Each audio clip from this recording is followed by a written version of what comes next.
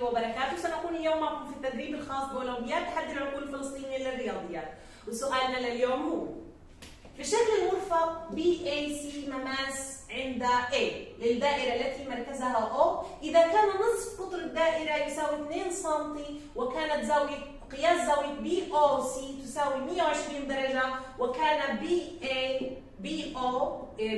يساوي AC، يعني معطينا انه هذه بدها تساوي هذه، اوجد OC. بده طول هذا الضلع. بالنظر جيدا الى السؤال بلاحظ انه OA منصف ل BC وايضا عمودي عليها، وهذه من خصائص المثلث المتساوي الساقين. اذا OC بده يساوي BO، وهذا مثلث متساوي الساقين. اكتشفنا ذلك من انه هذه القطعه منصفه وعموديه، اذا المثلث متساوي الساقين، اذا BO بده يساوي OC. الان هو طالب OC مني، يعني بدي اجيب هذا الضلع. شو بدي استفيد هالهيك؟ هذه الزاويه 90 درجه وهذا منصف بنصف القاعده في مثلث متساوي الساقين. شو في عندي بقدر اكتشف من هذه الخواص، او كمان خاصيه انه المنصف للقاعده وعمودي عليها ينصف زاويه الراس. يعني انا الزاويه BOC 120 درجه بنصفها الى 60 درجه هون و60 درجه هون، تمام؟ 60 درجه لانه منصف لزاويه الراس. الان OC بالنظر لهذا المثلث OC عندي الوتر، وهذه 90 درجه وهذه الزاويه 60 درجه، اذا قياس الزاويه هذه 30 درجه. قياس الزاويه C 30 درجه. الان انا عندي طول نصف القطر بده يساوي 2 سم، يعني OA بده يساوي 2 سم طوله. طيب انا عارفه انه المقابل للزاويه 30 بده يساوي نصف الوتر، اذا OA بدها تساوي 2 سم، اذا قديش OC بدها تكون 4 سم. إذا خلينا نكتب حل السؤال. بداية قلنا مازال بما أن BA يساوي AC وعمودي عليها، BA يساوي AC، إذا OA ينصف القاعدة وعمودي عليها، فبالتالي المثلث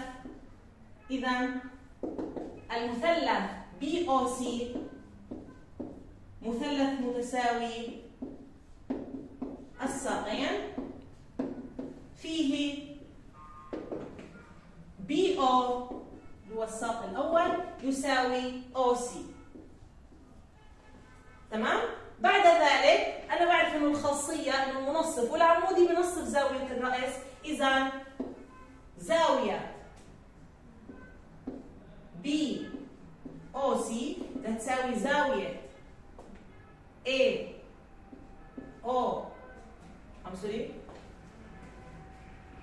زاوية BOA بدها تساوي زاوية AOC بدها تساوي 60 درجة، تمام؟ الآن المثلث AOC فيه زاوية OCA تساوي 30 درجة، طبعا لأنه زوايا المثلث بتساوي 180 درجة. الآن الضلع المقابل للزاوية 30 بده يساوي نصف الوتر، إذا بما أن AO يساوي 2 سم، إذا OC يساوي 4 سم، و2 في 2 لأن الزاوية المقابلة 30، إذا بده يكون AO نصف الوتر. إذا فكرة هذا السؤال كانت باكتشاف أو بحفظ خصائص المثلث المتساوي الساقين، إنه أنا عندي في مثلث متساوي الساقين لما الاقي أي مثلث فيه منصف عمودي، إذا على طول المثلث متساوي الساقين. وإذا أنا استنتجت كل هذه الخواص بستنتج إنه هذا المنصف العمودي ينصف زاوية الرأس، ومن هين بيوضح حل السؤال وبأجيب الزاوية. ويعطيكم ألف عافية.